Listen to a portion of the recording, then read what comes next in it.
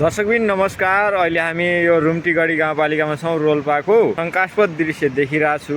यो दृश्य हेर्नुहोस्, अहिले यहाँनिर गाडी चाहिँ यसरी अड्डिरहेको अवस्था छ। तर यो ठाउँमा एउटा मात्रै घर छ, यो माथितिर। यो घरमा चाहिँ दुईवटा झ्याल खुल्ला भएको पनि देख्न सकिन्छ। र सँगै यहाँनिर यस्तो अनाकन्टार जङ्गलमा चाहिँ यी गाडीहरू किन रोकिरहेका होलान्? आज त मौन अवधि हो। अनि यहाँनिर यति धेरै 2-3वटा गाडी अड्डिँदै गर्दाखेरि मान्छे चाहिँ किन उपस्थित भए त्यो गाडीका मान्छे र कहाँ गयो भन्नेमा पनि अहम प्रश्न उठेको छ। यो विशेष गरी रोल्पाको रुम्टीगढी गाउँपालिका वडा नम्बर 6 भित्र पर्छ।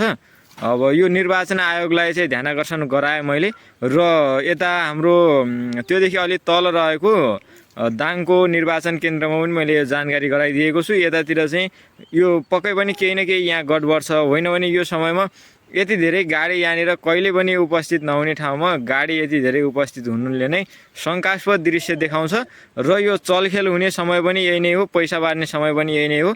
र सबैजनाले तपाईँहरूको आफ्नो घरतिर कतै यस्तो शङ्कास्पद दृश्य देख्नुभएको छ भने नजिकैको प्रशासनलाई जानकारी गराइदिनु होला, या त टोल फ्री नम्बर 100 फोन गरी प्रहरीलाई जानकारी गराइदिनु होला।